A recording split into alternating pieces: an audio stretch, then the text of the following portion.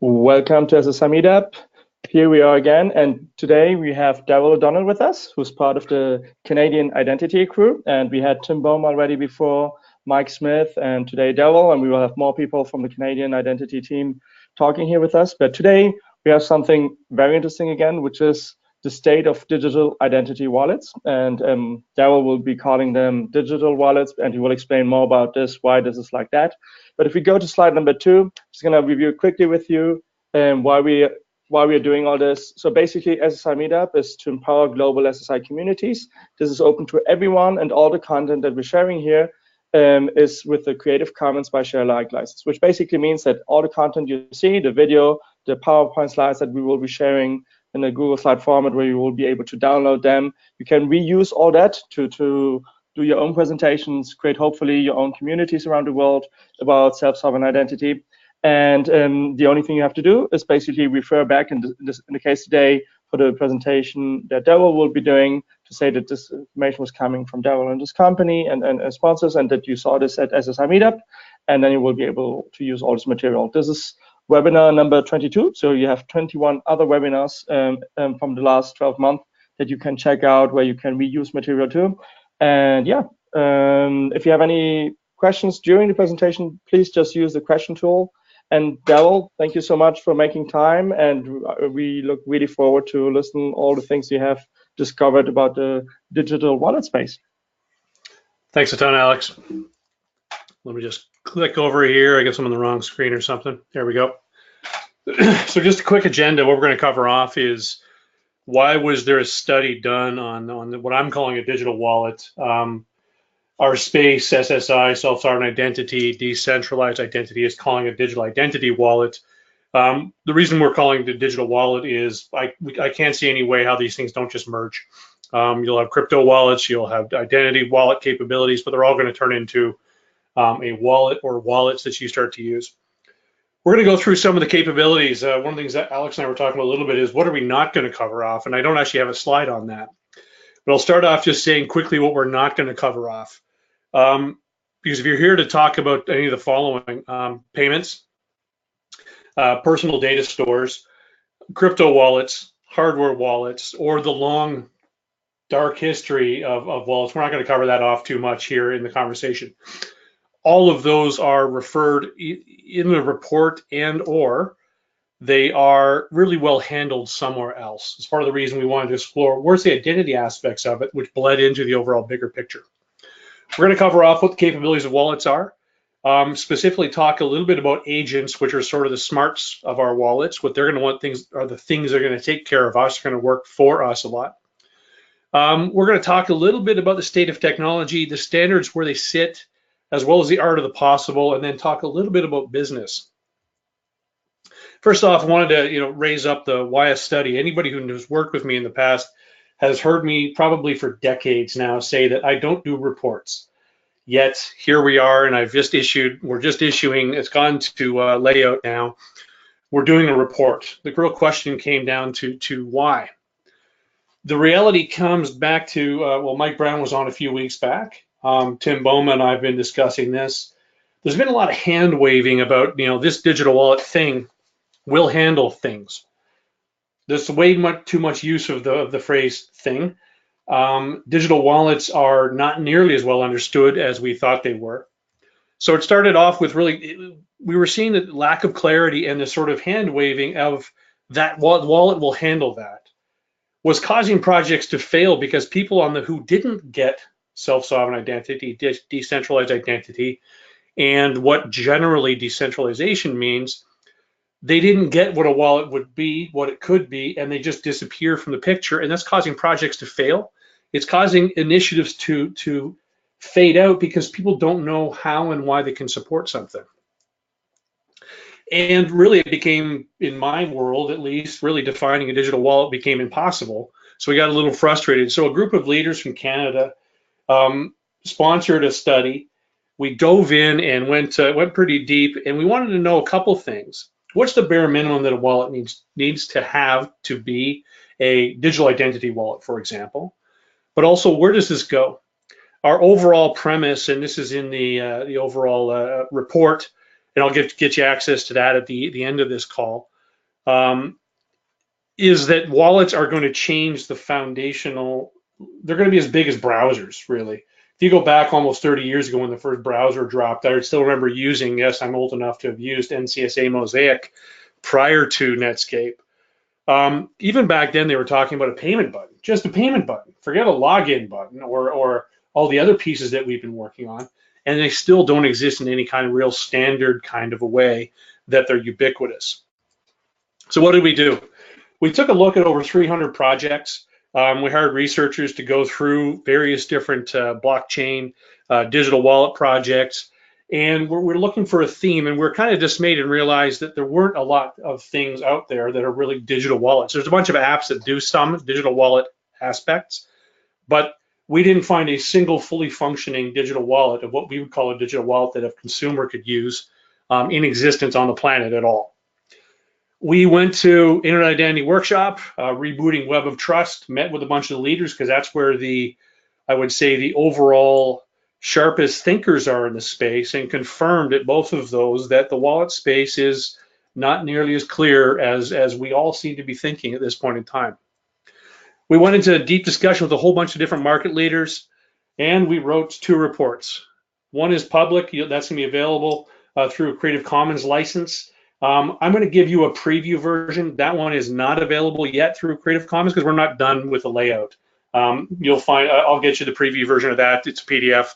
And the final one, I'll get you that as well when it's ready, and we'll be releasing that Creative Commons. But also a private report. This private report really covers off for the sponsors, where does a wallet fit into their business? Where do they need to start looking today? What are the changes that are going to be happening? What are the business opportunities? What are the problems that need to be solved for people to really use digital wallets? Because where there are problems, we can offer solutions that add a ton of value to somebody, and that's a business right there.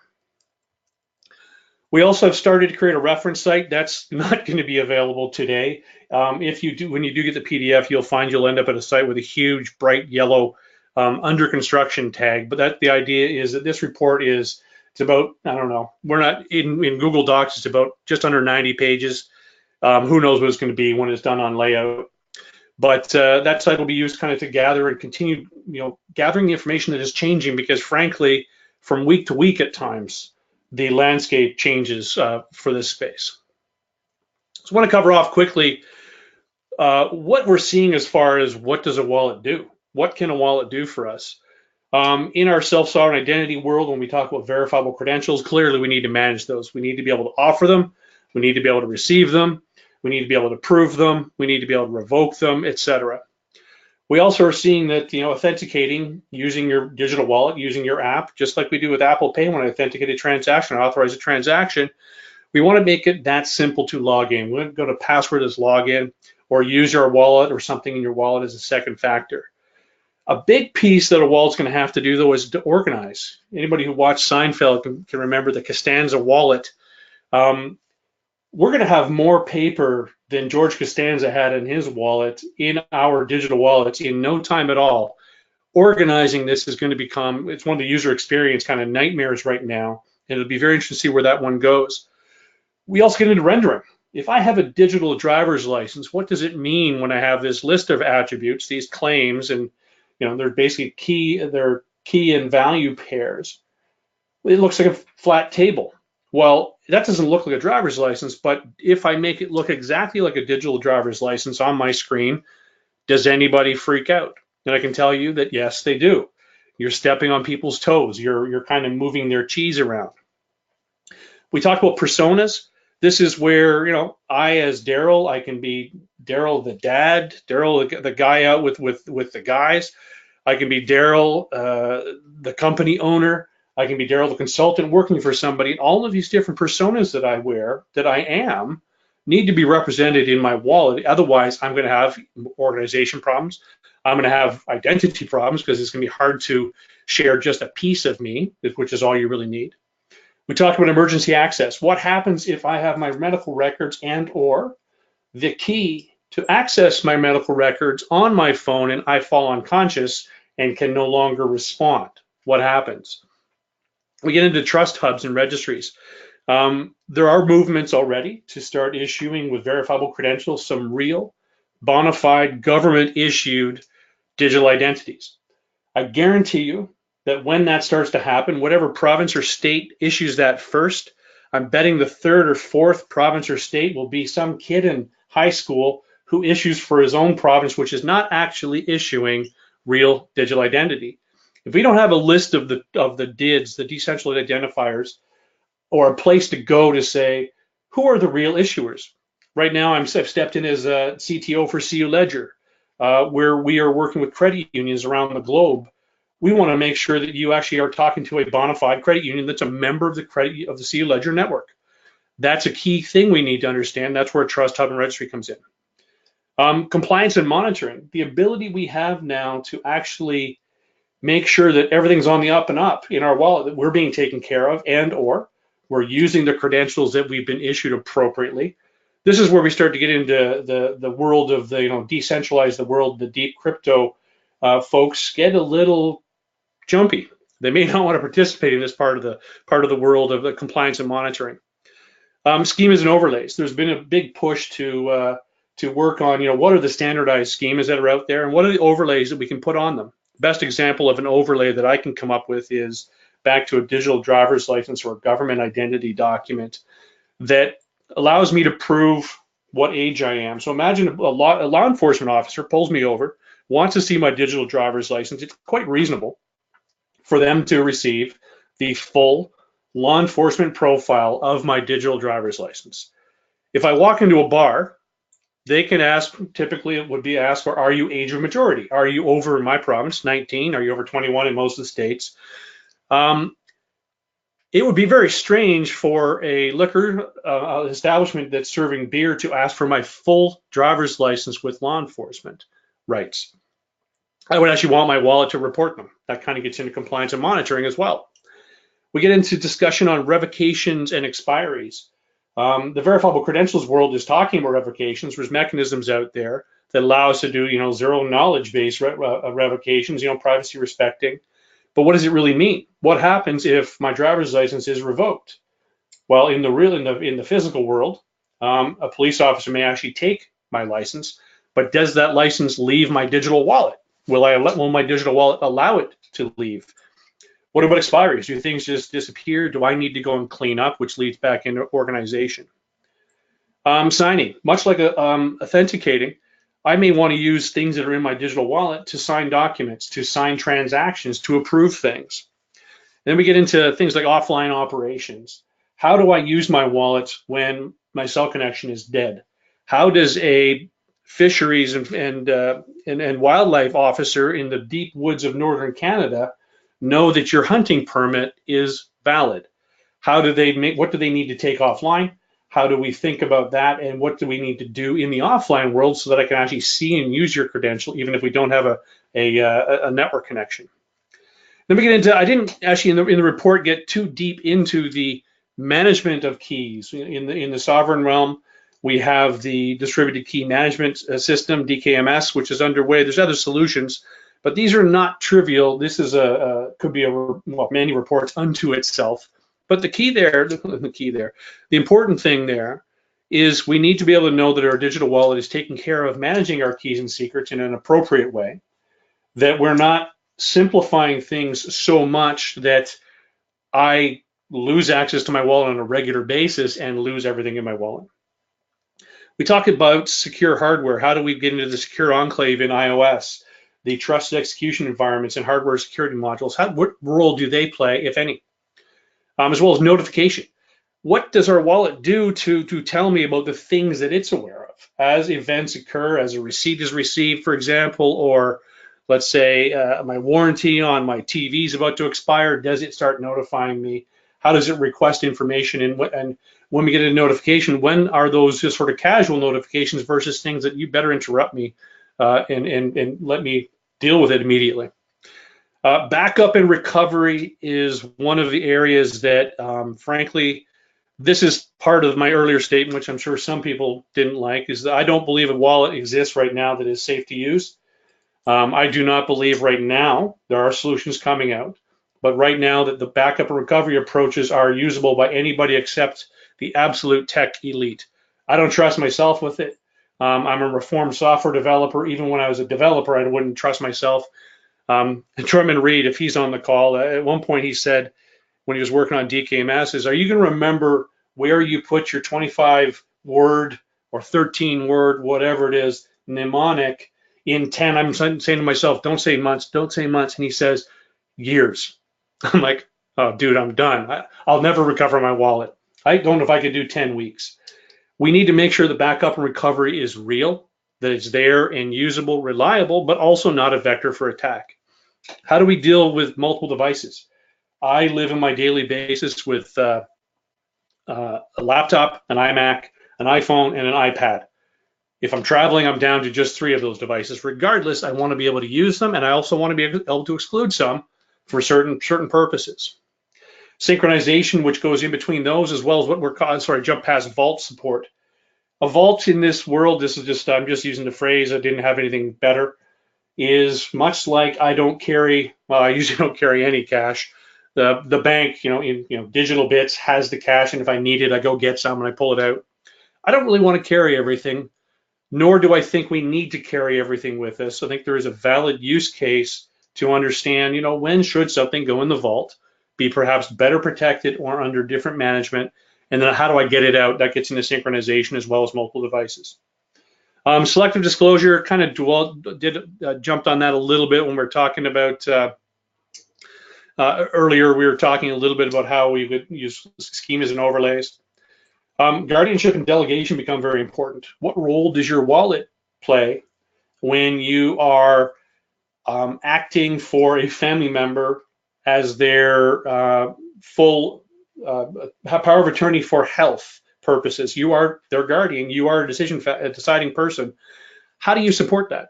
How do you delegate capabilities, especially in the enterprise space, to people to act on behalf of a corporation? What are the modes that we need to figure out on all those types of things? And then we get into just generic messaging.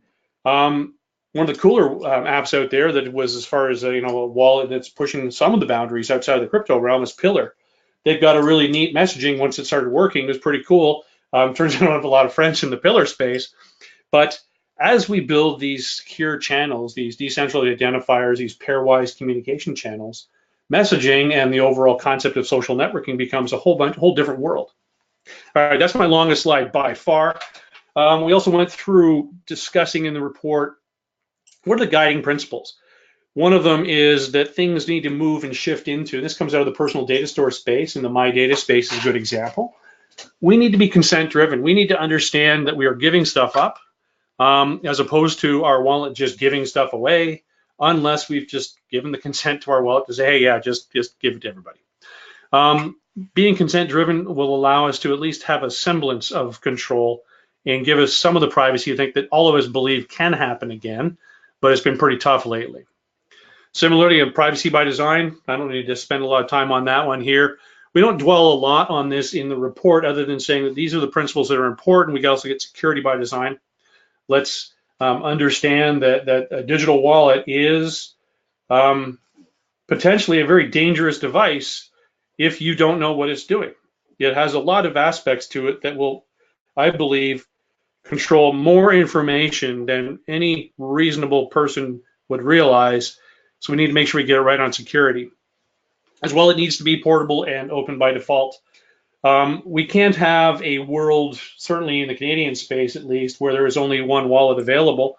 That being said, I don't think I want to have 1,700 different wallets available in Canada on the Apple App Store and another 3,500 on the Google Play Store. So we need to understand, what does it mean to move stuff around, and how do I make sure that it's portable and it's open? Those are just general overall guiding as you're building out a wallet. Let's talk a little bit about what stuff is in a wallet. And I thought this was going to be one of the biggest sections, and it turns out capabilities was by far the largest section. We talk a little bit about things like receipts and ownerships and warranties. So imagine I walk through a store and I do my payment, and that's not really covered too much, but now that I own something, I've got a receipt. Well, why don't I have the ownership for that particular device as a tokenized piece that says, no, I am the bona fide owner of this new TV, and why isn't the warranty attached to it, and why isn't it Isn't it linked in so that when I have a problem, I can just go up to this device? Hey, yeah, here's all my stuff I have with regards to the TV that just broke down. By the way, I don't even watch TV. I'm not sure why I use that example. Another area on the digital wallet side, because of all these connections we have, is something we haven't really talked about for a while, at least in my world, is this becomes the ultimate address book. I mean, I right now have everything I think on Google Docs. I found iCloud just munged the heck out of my contacts and stuff. But as I reestablish control over my relationship with you, with the various different organizations that are out there, it actually makes a ton of sense for us to put our address books with the relationships that we have. And that gets into consent, which also gets into receipts and relationships. It became very circular, which is why I moved over to the capability side of in the report. We also dealt with, on the enterprise side, what are we looking at as far as what's kind of unique? Yes. Sorry, because I just have two questions coming up here. I don't want them to add up. So just very quickly before you move into enterprise, we have a question here from Bart. He's asking, quick question on the consent drivenness. How do you view consent mechanisms in case of a power difference between a user and someone who wants to have data? Aren't we risking consenting just to get access to a service? I think we certainly are. The hopes are just the best example I can give on this. If anybody on Twitter follows Naval Ravikant, the systems right now are out of balance. So if we take a look, if I could use an analogy of social media, Naval Ravikant is talking about, and I think this world of our decentralized world is looking for the decentralized version of Facebook, the decentralized version of Twitter. Those are not going to take down Facebook and Twitter. They're not going to be competitive. But when Facebook and or Twitter stumble, there will be opportunities for new businesses that come in and say, hey, listen, I know you were told to share this data. You couldn't get anything without it. How about you do it this way? We know it's absolutely safe to do so. It's been vetted. We're going through a decentralized world where the power imbalance returns back to a normal, ideally, partnership. But right now, consent is just, you're going to give it up just as fast as anything. Hopefully that helps. Yeah, and then we have James also asking, how is this related to the solid.org initiative, in case you know it? I'm sorry, the which? Solid.org. Oh, the one, is it Surf or one of the internet founders? You know what? That's actually one that we didn't actually look at very heavily. I don't think anything would be completely anti, their approach. That's a very good one. Okay. I don't have an answer. Okay. So those are the questions we have for the time being. And if anyone else wants to ask any questions during the presentation, just ping it here in the question tool. Perfect. Awesome. Great. So at the enterprise side, we started to look at where are we really needing certain things. At the consumer side, as far as a wallet at a certain scale, I mean, certainly as we get going, we're going to have scale issues as people. But organizations, just due to the fact that their wallets are going to be doing so many things. So we take a look at even the most earliest cases right now, BC Gov and Ontario government. I think they have 6.5 million credentials in their wallet. They hit some scale problems. And they're doing a very simple type of solution in that case. They're holding something for the public.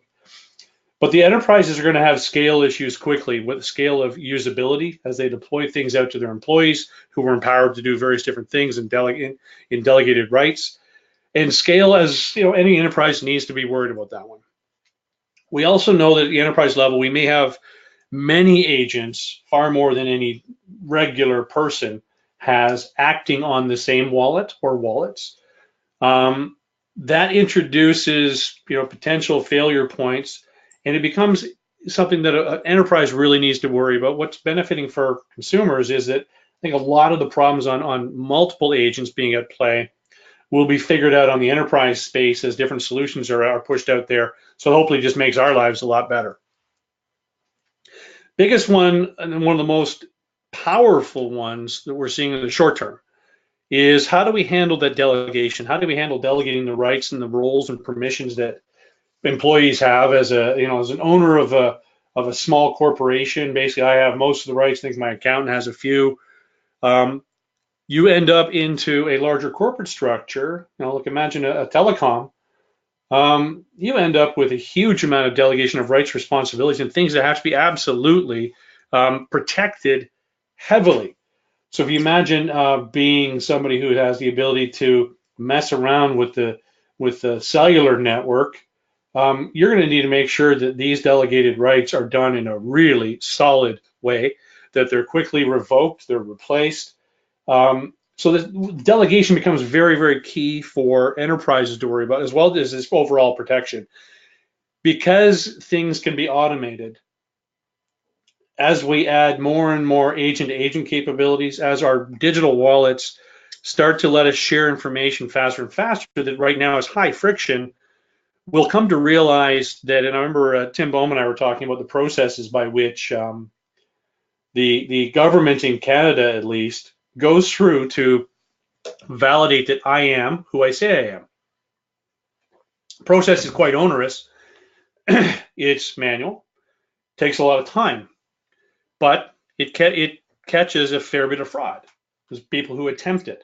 As you remove the friction of taking many hours to do one thing, and now I can do tens of thousands of things in seconds, the fraud vectors rapidly increase. So protecting things becomes even more important because it's a lot easier to automate large-scale attacks.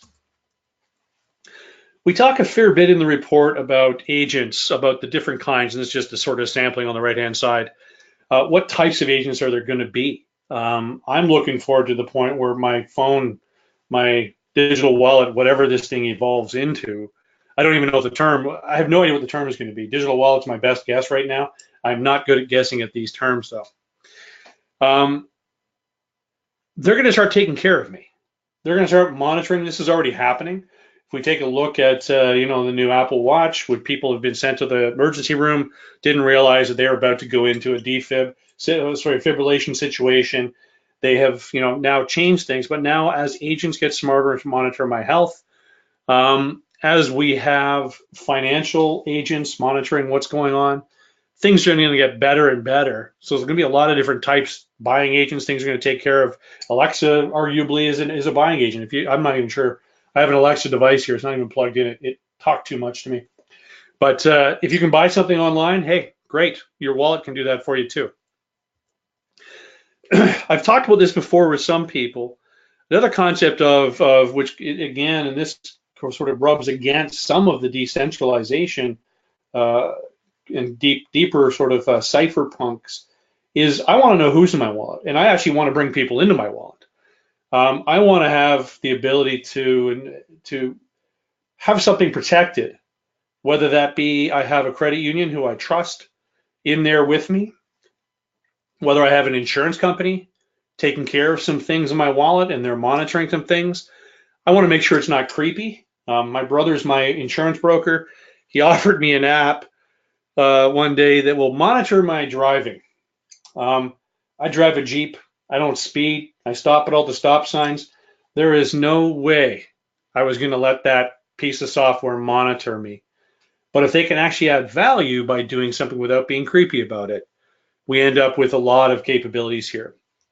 So I look at that question of, who is in your wallet with you? There's that case we talked about earlier about, break glass in case of emergency. What happens? This is one of the sponsors is working in electronic health records. They actually segment some information off such that if they do come across someone that is known to the system, that there are records that are considered private. There are records that are considered personally private. Maybe I've broken that up. There are two types of records, one of which the patient has to be involved in getting at. The other is in case of emergency, they can engage a protocol and get at the information that they're going to need. It's pretty normal in the health space now. It's been working well. We need to understand, how does our digital wallet fit in there? How does it take care of us and not give away too much, but not sit there like a silent device as we drop dead because it wasn't able to tell people about something that had happened. think I mentioned insurers already. Monitors, this will be the case where I'm looking forward, frankly. I'm terrible at doing expenses. I just did expenses for a big project and it took me hours. I should have done it along the way. But if my receipts just came in, my agent could already know, oh, that's work, put it there. That's work, put it there. That's personal, leave it alone.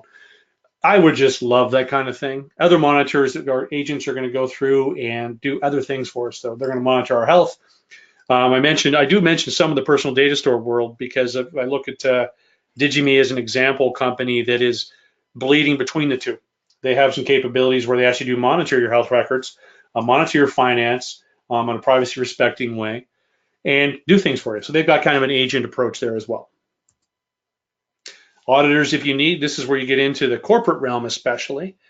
You can imagine anytime I'm using a corporate credential, the company may actually want to say, hey, good, it's in the normal logs. Darrell has used the credential to sign off on a contract for the company. It's logged and goes into the system. Keeps everything on the up and up, keeps things transparent.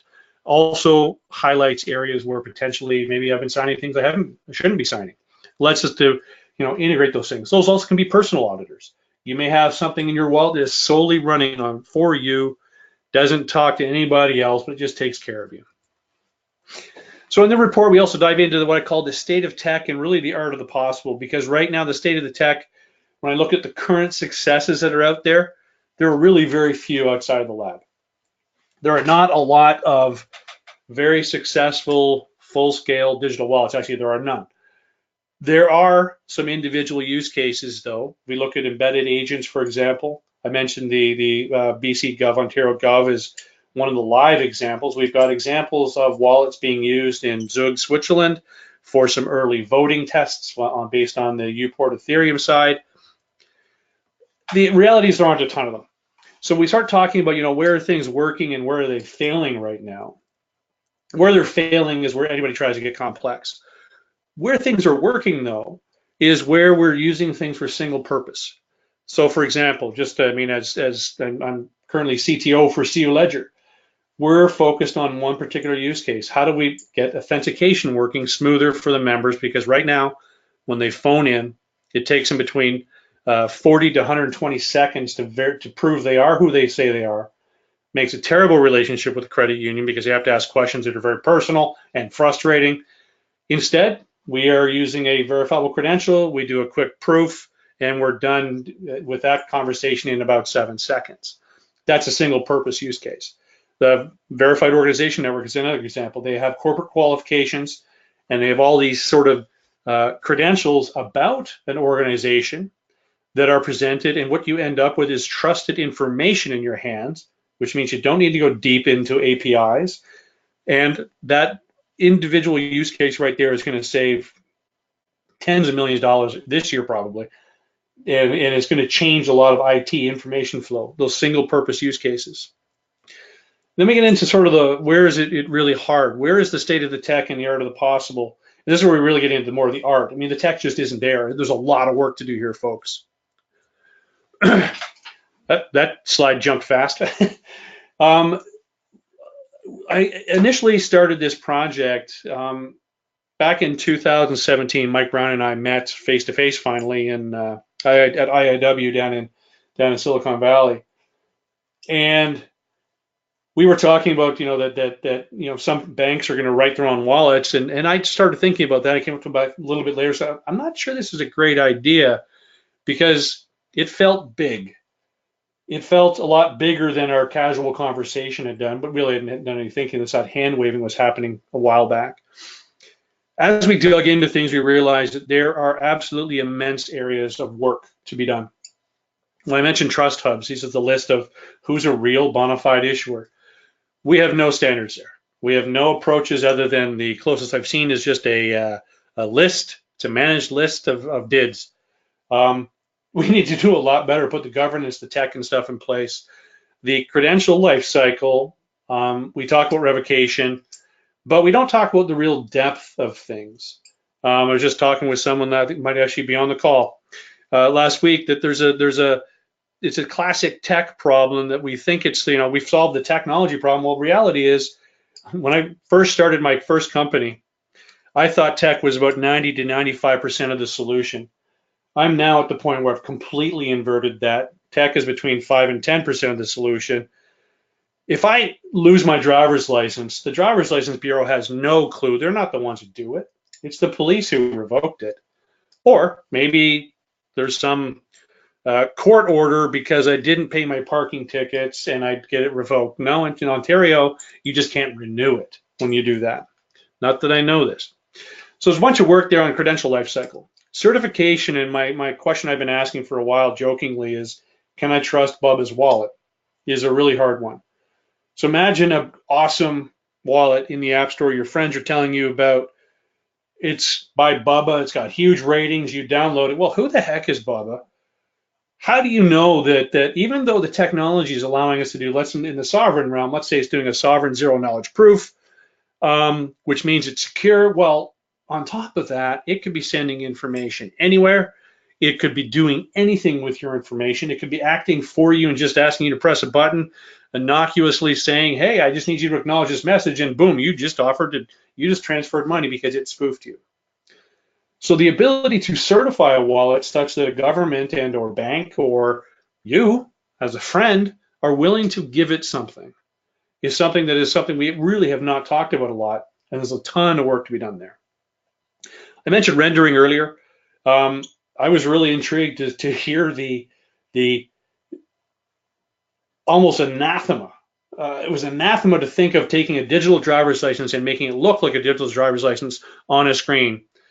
I don't know if it's a personal, a policy, a semi-religious decision, but regardless, we need to know how to render these things such that I'm able to use your credential and I can make some sense of it.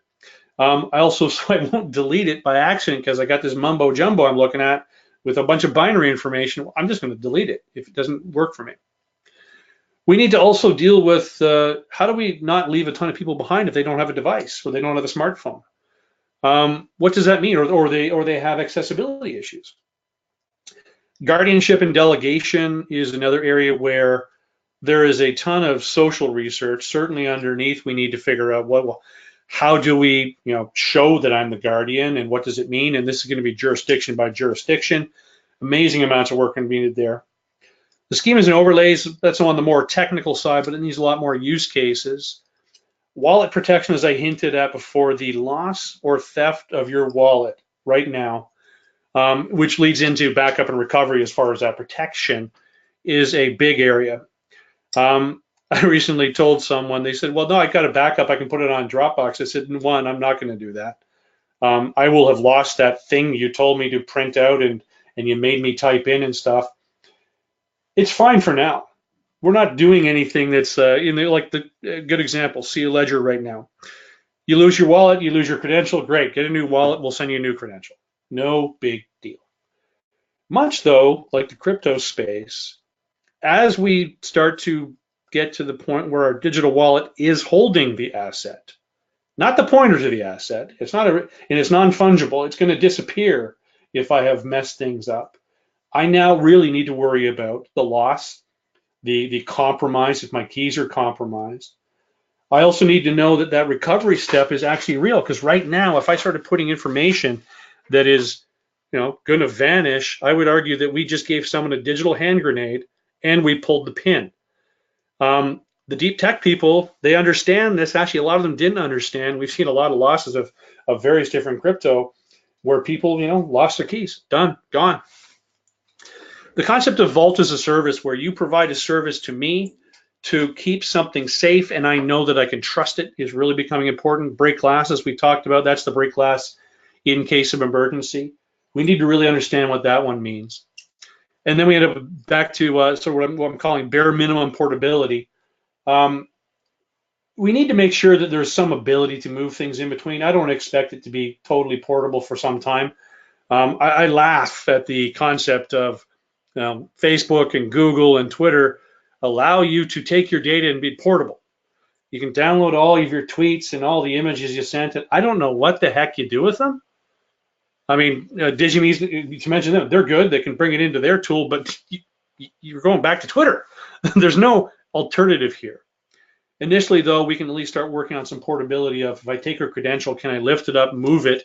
And if I can't, how do I tell a provider or the the driver's license bureau to, revoke that one and send it over here and make sure that they're comfortable that I've actually, done that appropriately. I'm not being taken over.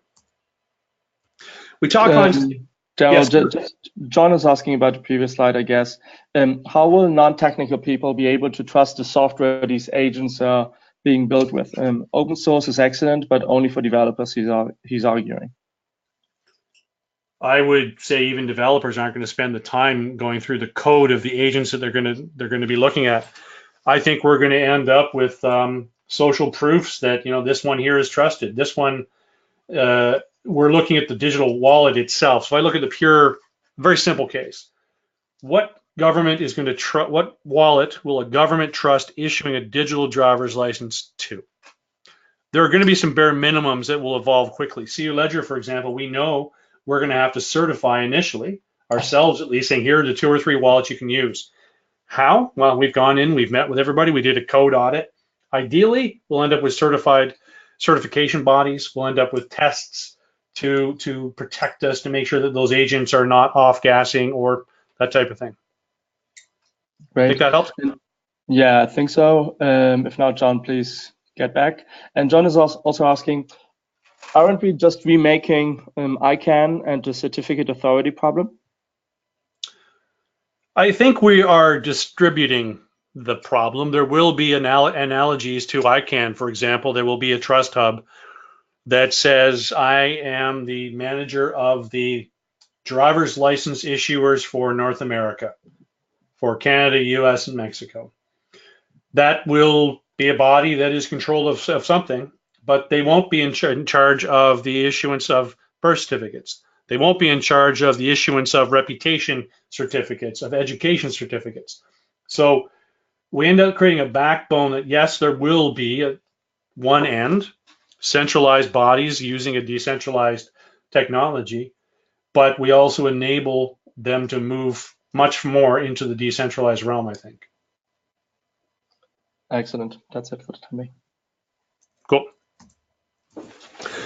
So we went in and looked at standards and see what standards are available and where are we. And I'll tell you this right now, we are nowhere. There are efforts, don't get me wrong, I'm involved with some of them. There's an awesome amount of effort being done. We have no formal standards. Anything close, I went through this analogy I use of there's 3 stages of a standard. One is totally proprietary. It's a one-off and it might be 2 different groups doing it. But then you move towards a community standard where there are groups and different disparate uses who are trying to work together to share, whether that's a standard or a protocol. And then you finally move into that formal standards. This is where the OASIS, IETF, ISO types of groups are. Nobody is really pushing that far. You get some W3C standards on verifiable credentials. It's still extremely early days. They're really still at the proprietary community level, moving in a timeline I would measure in years to pushing out some standards just on those particular areas. Many of the areas we have very, very little. The good thing is we know roughly where we need to go. So we provide an overview of the landscape.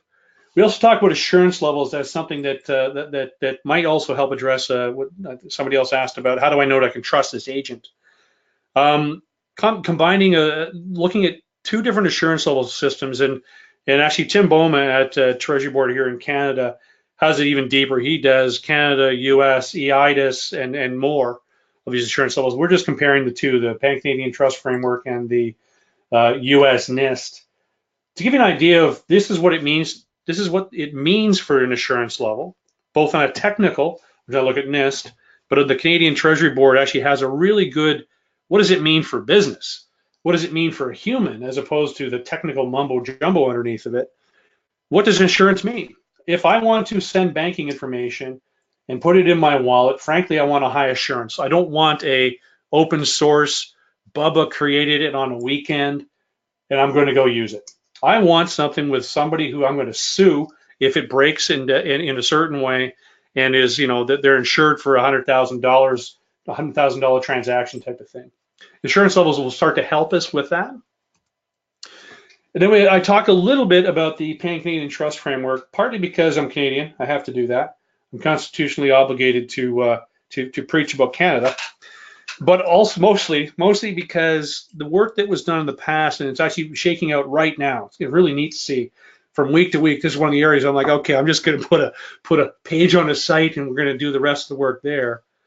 The thinking that's going on the what's a wallet need to be, but also what are the processes needed inside your shop, inside your organization that you need to have in place to get your job done. And as we move into the digital realm and somebody else has already done that to a higher assurance level than you could ever do, why would you do that again? So we start to see a lot of duplication and flow of information that really shifts, and we can start leveraging and removing duplicated, I mean, massively duplicated costs that we're all incurring on the broken paper world of identity that we have right now.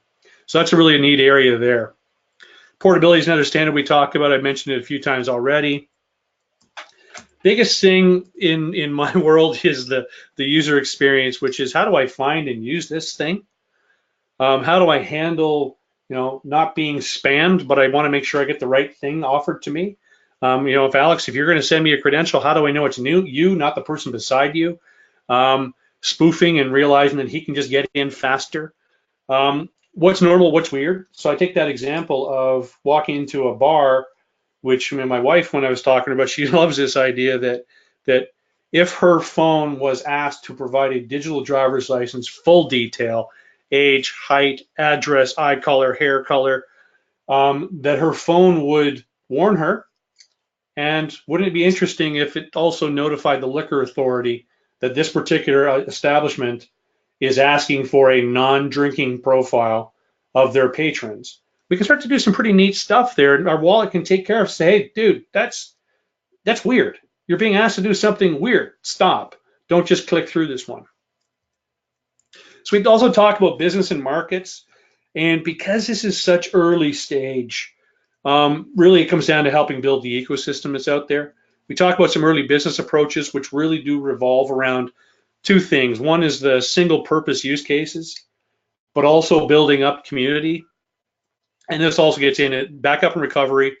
We can only go so far with a digital wallet without a realistic backup and recovery protocol that if I take my tech hat off, and some of you out there would probably say, I took it off a long time ago. I want to be able to recover my wallet without it being stolen too, though. I don't want my recovery partner suddenly, monitoring the backups and suddenly just taking it and running with it. We also need simple trust hubs. We need the ability to say, hey, this is a bona fide X. So CU Ledger is one thing that we're doing. Is part of the CU Ledger network is that we are creating a trust hub of the credit unions who are members. That's our job. It's our mandate. It's part of our governance framework we're building it. We're not going to do the gun shops. We're not going to do other things. We're going to do the credit unions. That's our job. There will be a bunch of needs for this. We'll talk, in Canada, who are the bona fide issuers of verifiable credentials at the provincial level, at the territorial level, at the federal level. Biggest message I close off with is this is not an area that you want to control. The cost of control is absolutely enormous in software. It's for every line of code, every dollar you spend on code, you spend $10 in maintenance in the overall life cycle. Numbers are pretty insane, but this market is so big that in our discussions in Canada, we were looking around going, okay, who's going to create the 2 or 3 wallets initially? Because whoever they are, they better be big. There better be some big resources behind them, because it's not a small problem. So what's next? The report right now, it just went to layout, graphics designer just got it. My editor is putting in last changes, I think, in this 12-hour period. I've also got, so what's going to happen from there is we're producing a PDF that's going to be available for free, release under Creative Commons, and also be printed. It'll be just done at cost.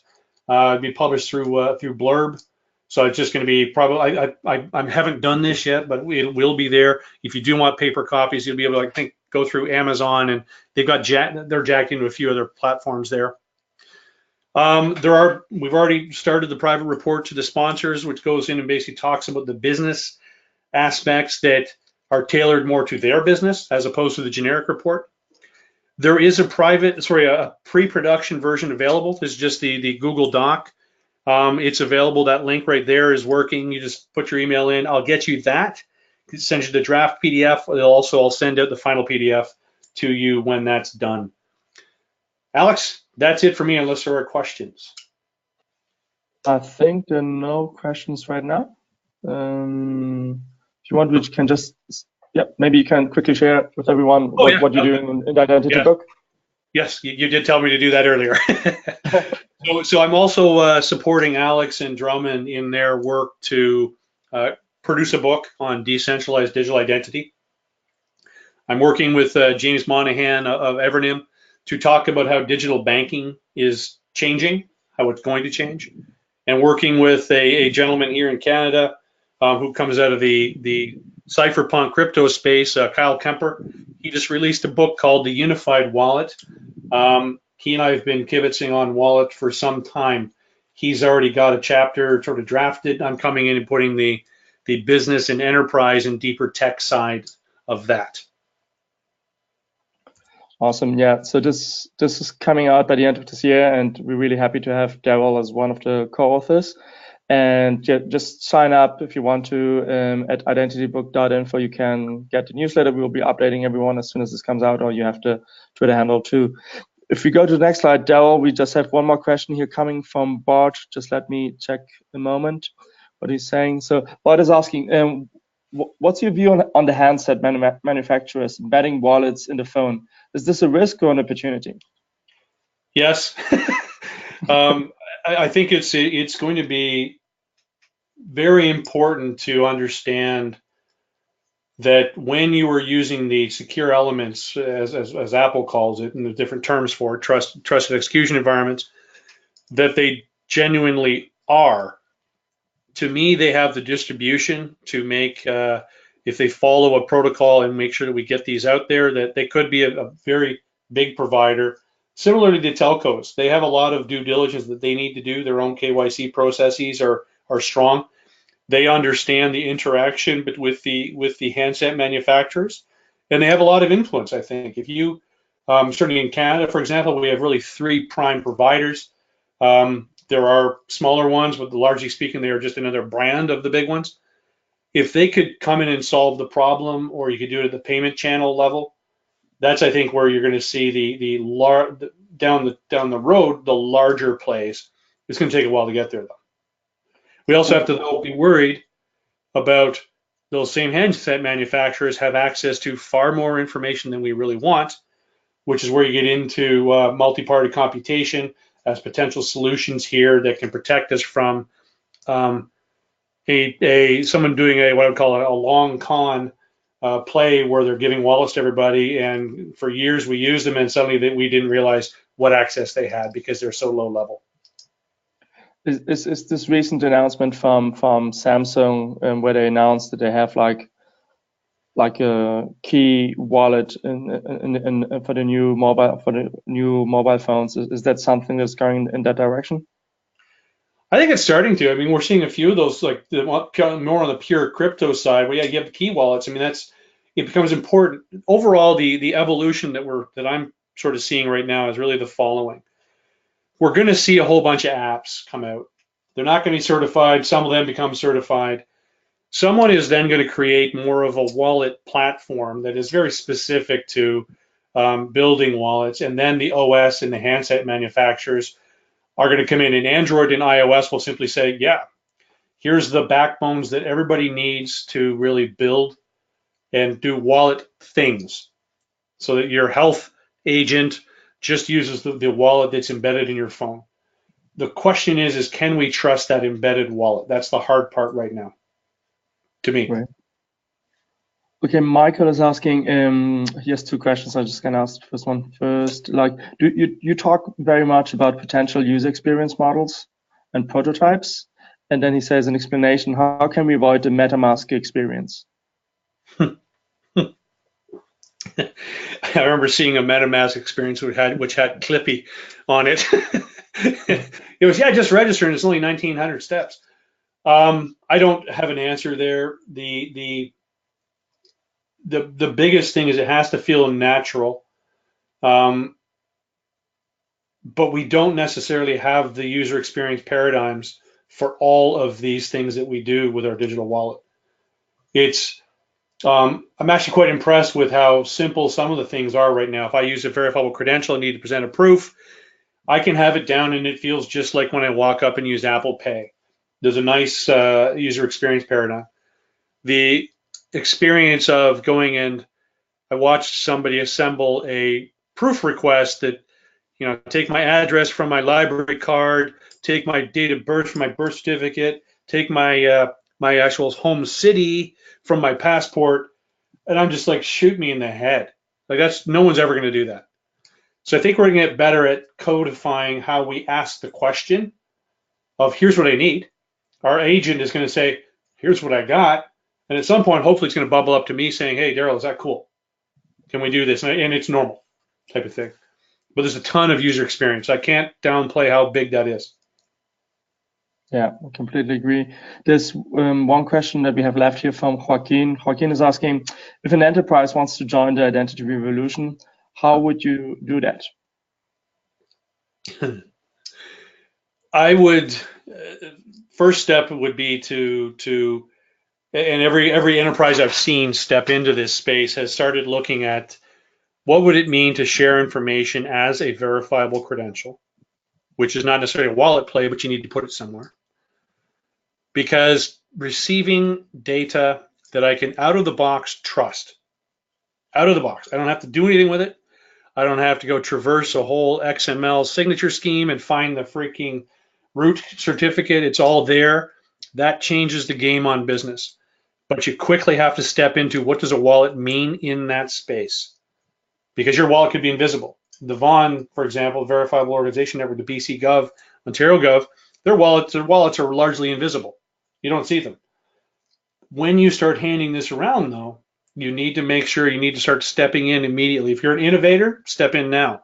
If you're one of the laggards, just not truly the 2.5% that are innovators, step in. Early adopters, it might still be too early. Great. Awesome. I think these are all the questions. Any final thoughts from you, Darrell, that you would like to share? Nope, just once we get that link up and stuff, I'll get the report out. Oh, one thing. In the report itself, there are a whole bunch of sections that are called Go Deeper. If you shoot the QR code or click on the link, you'll end up at that website I mentioned. Because you're getting it before the publication, it's a hideous under construction page. Okay, that's great. So let me know, and if you want to help build out the page, let me know. Okay, cool. I'll put up all those links. I mean, this presentation, the video, and the slides will be upcoming in the next 2-3 hours in the same blog post where we announced the meetup. And if you want to follow up with SSI Meetup in the future, please just sign up to a newsletter, follow us on Twitter or in Telegram. There are different channels where we announce the next people we will be inviting. Probably next time we will be talking about GDPR and some other things happening in the SSI space as always, but I'm still closing down those people. And it was great having all of you here with us today. And thank you so much, Darrell, for the great work doing this report and for sharing it for everyone in the world, basically. Well, thanks for doing this, Alex. It's a great program you're running. Okay, great. Bye-bye. Bye.